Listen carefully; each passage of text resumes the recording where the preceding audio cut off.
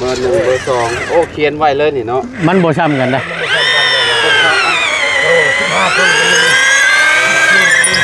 เทกเบิ้งนี่สมมติว่าเสานี่เป็นลักแล้วดึงไปเบิ้งน่ะแล้วเฮาไปเบิ้งทั้งหน้ามันว่ามันห่างกับเสาไฟซำใดดินมันพอจะเกิดมันแม่นน่ะในนี่ทันทีเลยก็เชาะได้นี่น้อยต้นโดยว่าน้ำมองนี่ก็ได้แล้วเขาว่าให้มันมิดแต่มองนี่ซื่อๆแม่นมิดเสาไฟซื่อหน้าบ้านนี่หรือว่าหม่องนี่บ่อาจารย์เอานี่เลยบ่หม่องคอยยืนนี่เพราะว่าให้มันห่างตัวนั้นนี่มานี่มันแม่นแล้วทั้งนี้ก็ห่างนิดนึงเนาะนี่ลองดูนี่ให้มองนี่ต้องเบิ่ง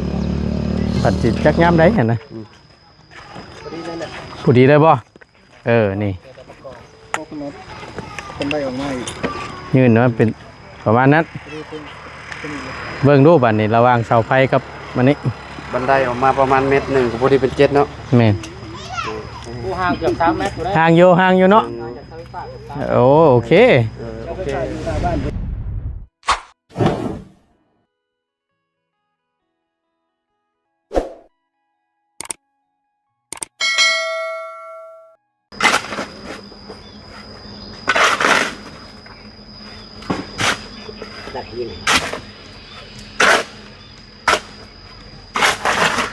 เปิดรถหน้าบาทนี่พี่น้องเลยกราบทักทายสบายดีและสวัสดีพ่อแม่พี่น้อง FC เบิดสุขุสุคนพบเจอกันเนาะบรรยากาศช่วง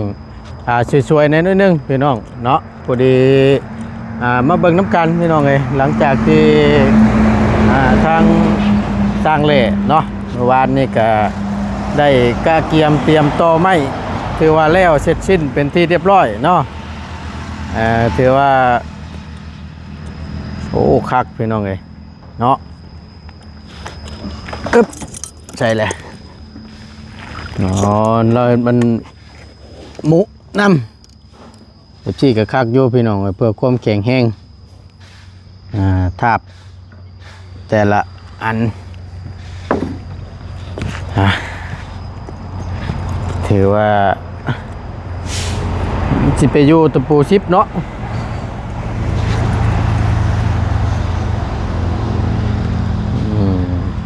2 คนมันนี่น้อยเนาะทางนั้นแหละล่าเพราะว่า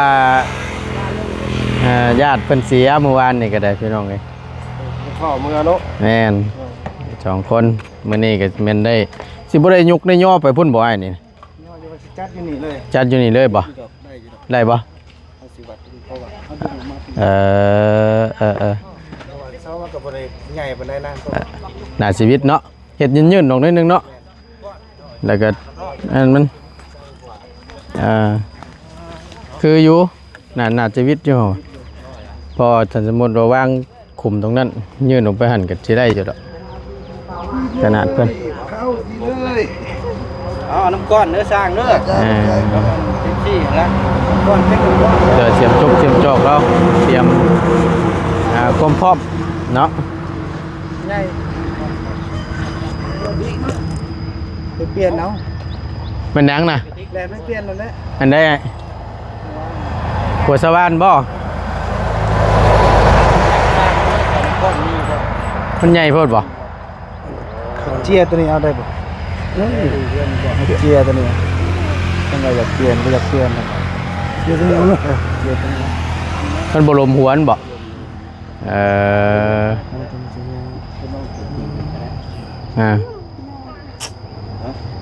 เจียตัวนี้ลบออกนิดนึงบ่มินออกลองเบิ่งเป็นจะได้อยู่บ่ล่ะบ่โอ้ยมีหัวเดียวนี่บ่พอดีแล้วเพราะว่าตัวนี้พอดีบ่ตัวนี้ได้กว้างลูกจะเอาตัวใหญ่ๆตัวนี้ใหญ่ตัวนี้เอาก็ลืมเอาเนาะ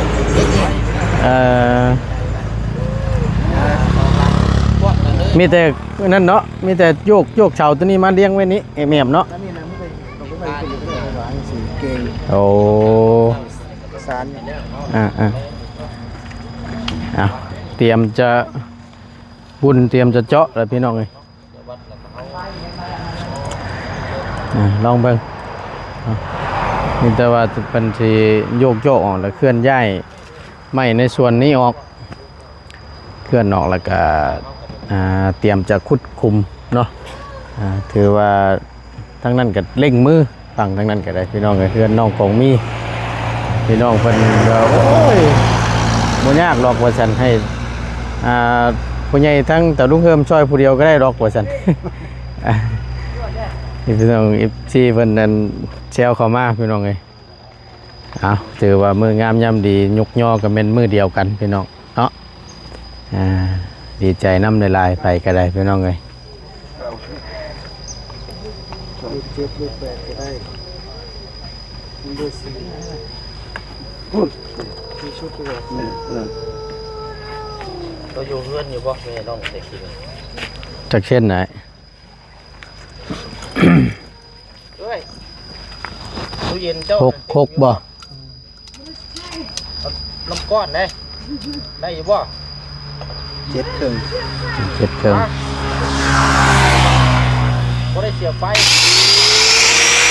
เพราะว่าจะติดตัดไปแล้ว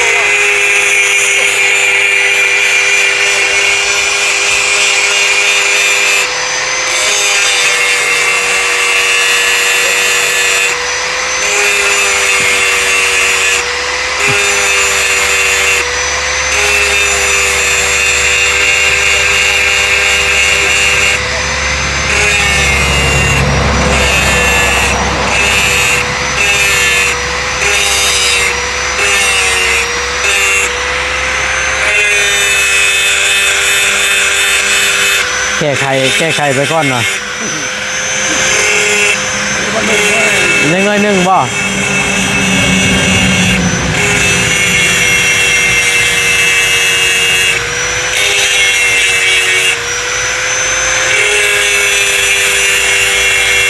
มันโมเ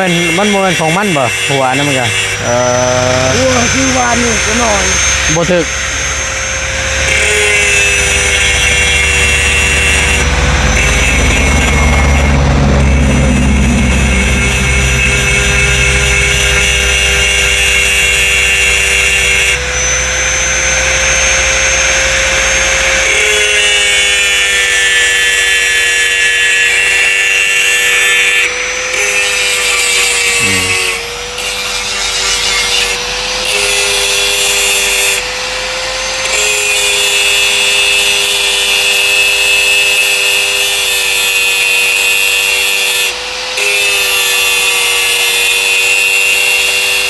ซ้ำกันไปเลยบ่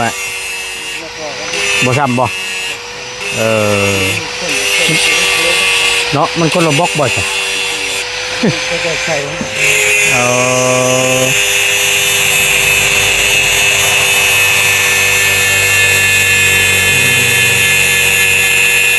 เดี๋ยวประตูเอาน้ำมาให้ทั้งทางคนก่อนพี่น้องก็คือน้ำมาตอนมาฝากเนาะ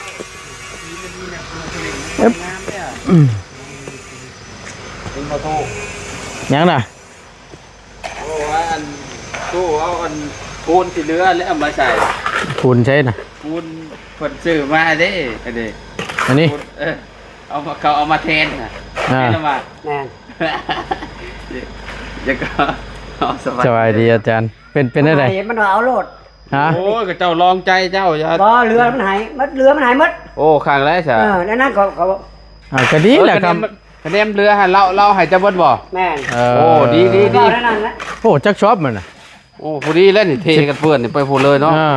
โอ้คักแล้วคำว่านั่นน่ะเองเลยตู้คะแนนเขาให้น่ะมันยากเฮ็ดโดดแบบนี้น่ะนี่เห็นธรรมดาไปโอ้ได้แล้วบ่ต้องเฮ็ดนั่นนาลายก็ได้เนาะให้พอดีงามแม่นนี่มี8 กุมภาพันธ์ดีสบายเลยได้ตัวเป็นกฟ้านี่ก็โอเคแล้วนะหินก็มีอยู่หินชายก็ไล่ได้เด้ใช่กันในตามบ้านแบบพวกลายนั่นเนาะแม่นใช่ร้ายใช่เอาเลยนะตู้เด้อ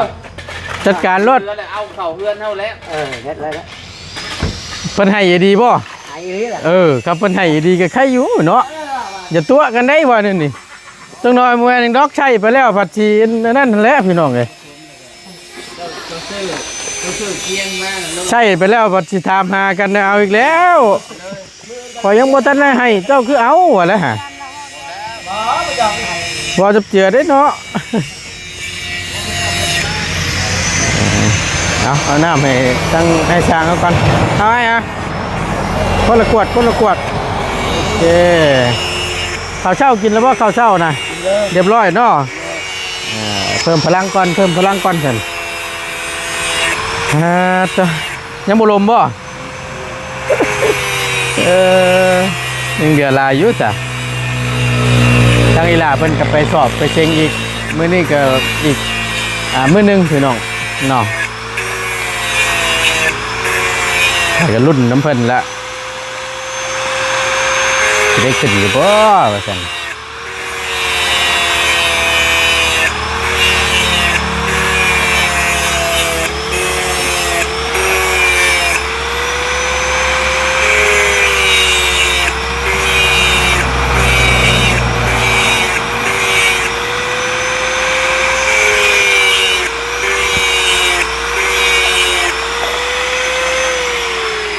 ลองเบิ้งบ่ครับโอ้หัวนี่บ่จะซื้อใหม่นะมันน้อยบ่ น้อยกว่า ไปมาเป็นใหญ่กว่า เนาะ หมูมันน้อยกว่า เนาะจันละบ่แฮงเนาะ ผู้ใหญ่ยังบ่ว่า เอ้าฮ้อนบ่ลาดมือละบาดนี่ บอกสร้างอี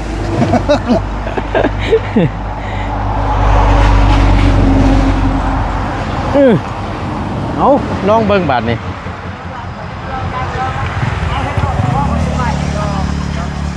เขาเด็ดมาบอกพอดีนะ เนาะเห็นว่ารุ่นใหม่กันติ เป็นวันใหม่กันก็เบิกกันมันผสมส่วนหัวมันกับข่อยมัน เนาะมันคือจังไรอยู่เนาะ โตมันสมอยู่ นี่มัน บัดพ่อมาขอต่อเพิ่นบ่ ปล่อยตัวต่อเลยมันจะปล่อย มันบ่ตรงมาจ้ะ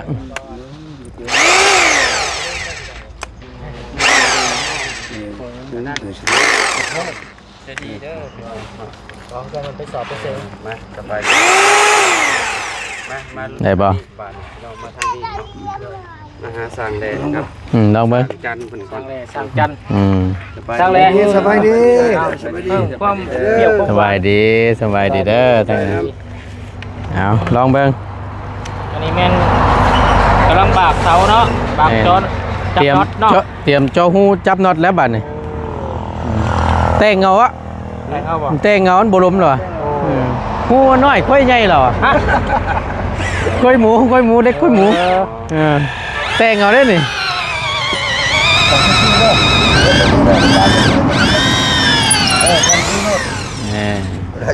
ล้มแล้ววันนี้ ได้แล้ว ล้มแล้ววันนี้เข้าแล้ววันนี้ จักใช้น็อตนั่นบ่ลองเบิ่ง เบอร์ 1 เบอร์ 2โอ้เขียนไว้เลยนี่เนาะ มันบ่ซ้ำกันนะ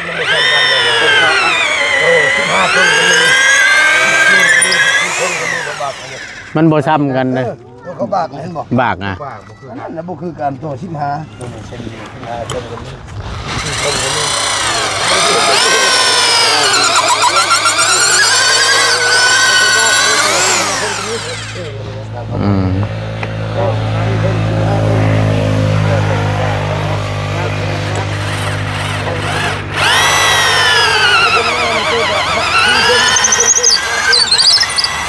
นี่ว้าวรุดบาทนี่ นี่ ล้มเลยวันนี้ รุดเลย เมื่อกี้มันขับเมื่อกี้ล้มแล้ว นันโมเนตเอาไหม บ่วันนี้ห้อนมันจะล้มเลย อย่างกระติ้วกับมันก็อย่างกระติ้วกับมันย่านนะของกินนี่ ต่อแล้วละไหม เรียบร้อยโผ แล้วเนาะ กบใบถ่าเลย แล้วเลย มีแต่เราจ่อแล้วเลยมันยกตัวนั้นมาตอกมาทับใส่รถนั้นน่ะ ใช้สร้างสมพรมันเมาบ่นี่ เอาญาติเราเสียเด้ ญาติเสียได้เมื่อวานนี่ วานนี่โทรมา อ่า มันแม่นกว่าได้จ้ะ ฮะ ต่อแบบนี้มันแน่นกว่า แบบนี้มันเน้นก็เอาแบบนี้แหละ คือว่าแต่เช้าแล้วบ่เห็นว่านะทั้งเงินชายหัวหน้าเข้ามาบ้านนี่เรื่องงานวางจากพวกนั้นวางปั๊บ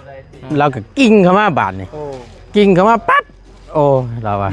เข้าอ่อนเลย ขอลาก่อนเด้อบืนเราอะเอ้าเป็นได้วะญาติเสียเราอะโอ้ยเนาะวะก็ได้ลามันนี่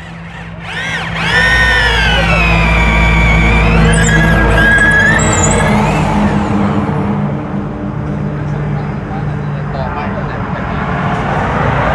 เอาวีไม่ใช่เลยเอาวี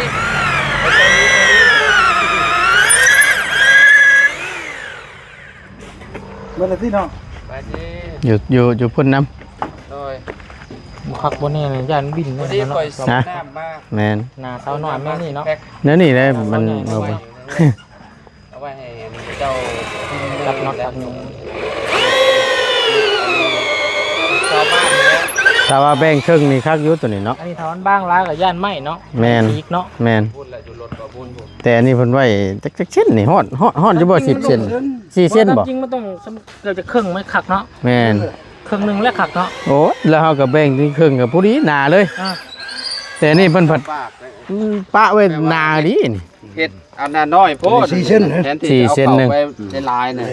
15ครึ่งเนี่ย คนก่อนเนาะ ความสูง เอาเข้ามาฮอด สมช่วงตัวนี้บ่ฮอด ให้ล่างมันบาก 15เต็ม ดีกลางๆนะก่อนเนาะ 4 เส้นครึ่ง แต่ก็ยังบ่ซ้ำกันซ้ำเนาะ 4 เส้นครึ่ง เอ แต่เรา อ ตะบากตัวนี้จะแทะเบอร์ไฟเบอร์มันเลยนะ โดยเฉพาะจังหวะหมายไว้ 4 เส้นตัวมันหนาตัวมันบาง อืม บ่เข้ากันเลย ถึกแล้ว นั่นแหละ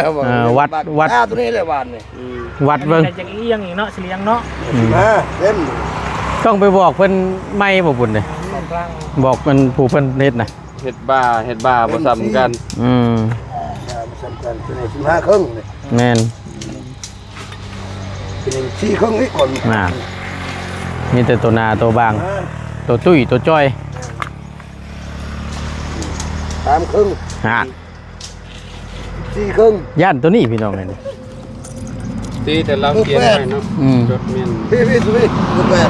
ที่บ่ ขอตะแปดตัวนั้นจะพ่น แปดนี้นี่ สี่เอาตัวไหนก่อนเอา2กับ3บ่1บ่1 2 3รถเลย 1 2 3 2 3ก่อนวีเดียวเลยตัวนั้น 1 2 3ให้อยู่วีเดียวเด้อแพงเดียวเด้อเนาะ 4 5 6วีเดียว 7 8 9วีเดียว หก ว้าวคือว่า เอา 7 8 ไว้ เบิ่งอันนี้แหละ 7 8 9 เบิ่งอันนี้แหละไอ้อันมองสิเฮาสิอันนั้นนี่แหละยกเสาขึ้นนี่แหละ ก็อยู่แคบๆเนาะ เบิ่งแท้เบิ่งไปยัง ว่าเดี๋ยวเป็นชีโยกอยู่ อะไรล่ะจะเอาทำได้จังตั้งสุดท้ายนี่เก่าสุดท้ายนี่เอาอะไร ตั้ง เอาอันนั้นเลยครับบ่ฮอดสีไม้นี่มีแต่6เมตรในคันนี่เห็นบ่ อืม จะวางเสียนตัวนี้เลยนะ อืม ครอบอยู่พุ่นกับตันทางเต็มเลยนะตัวนั้น มาประกอบนี่ก็ได้ เพ นี่ ราะว่าม องเขายืนนี่ ในใจอยากให้มันตรงกับเพื่อนหลังนั้นแหล้วเนาะมันเอายับออกมาลายมันก็บ่ดีเนาะเวลาไอ้อันนั้นเนาะ มันคือแค่ลังนี่บ่ เอาเวลายันเวลามันขยายทางดิเดี๋ยวเฮือนชาวีนี่มันใกล้โพ้น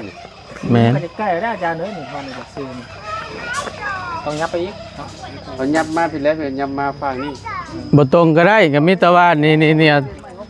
มาเบิ่งมา นี่เลย6เมตรเลยนี่ ยับลงไปหมดอีกก็ได้อะ นี่นะมาเบิ่งลาดหลังนี่ว่าเฮาสิจงพ่วงชำได ตั้งรับ แล้ววัดเบิ่งบัดนี่มันตกใช้ทางนี้น่ะ ตัวนี้เลยยะ อ่า นี่เบิ่งตัวนี้เลยจำนาน ไม่6เมตรนี่จำได้เลย นี่ ได้แล้ว สิเอามองได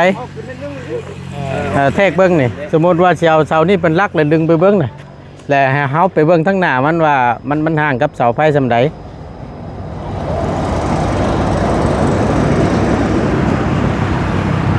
จะเพิ่มผมไปอีกเมตรหนึงคือเนาะ นี่เลยเฮาตั้งวันนี้เนาะตั้งนี่ก่อน แม่น เดี๋ยวหา แม่นเฮาสิเอาห่างจากแม่นมวยหิมหลายอะนะเอาพังนี่เป็นหลักซะยืดออกไปบัดนี่ ดินมันพอจะเกิดมั้งล่ะ แม่น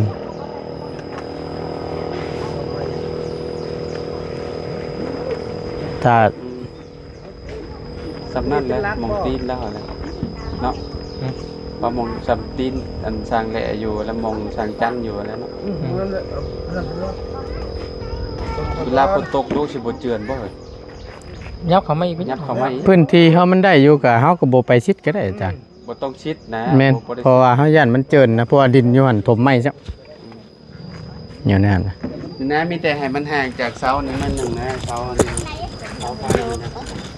น่ะในนี่ ก็ได้แล้วว่าเนาะ ทันทีเลยก็เชาะเลยเด้นี่ นะนี่มองนี่ก็ได้เลย น้อย ตูน โดย ว่าน้ำมองนี่ก็ได้แล้วเขาว่าให้มันวิดแต่มองนี่ซื่อๆนะ แม่น วิดเสาไฟซื่อๆนะหน้าบ้านเนี่ย หรือว่าหมองนี่บ่อาจารย์ เอามอง เอานี่เลยบ่หมองคอยยืนนี่เพราะว่าให้มันห่างตัวนั้นนี่ มานี่มัน แม่น เอา และทั้งนี้ก็ ได้ ห่างแน่นิดนึง เนาะ นี่ลองดูนี่ให้ มองนี่ต้องเบิ่ง โดย ก็ได้อยู่นะ นั่นแหละ เพราะว่าเฮาย่านทั้งนั้นเด้ออาจารย์แต่ว่าเฮาสิไปชิดหลายเพราะว่าดินอยู่หั่นถมไหม ยันเวลาฝนตกอะไรมันเซาะมันหยังไปอะนะถ้าบ่เพิ่นว่าถ้าบ่เพิ่นว่ามีงบมาเทพื้นให้ก็ใครอยู่ นะ ปัญญานมันบ่มีแต่เพิ่นผัดจิตจักยามใดหั่นนะผู้ดีได้บ่นี่ พวกนั้นเป็นได้ออกมาอีก ยืนว่าเป็นประมาณนั้นเบิ่งดูบัดนี้ระหว่างเสาไฟกับมันนี้ บันไดออกมาประมาณเมตรหนึ่งก็พอดีเป็น7เนาะ แม่น กูห่างเกือบ3 เมตรอยู่ได้ ห่างอยู่เนาะโอเค โอเค ใส่อยู่หน้าบ้านพอดีเนาะ แม่น เดี๋ยวมันจะใส่ไฟก็ได้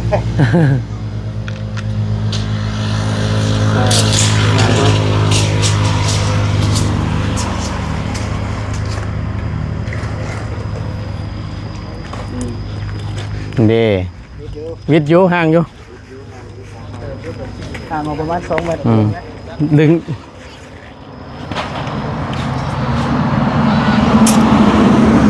โอ้ยสบาย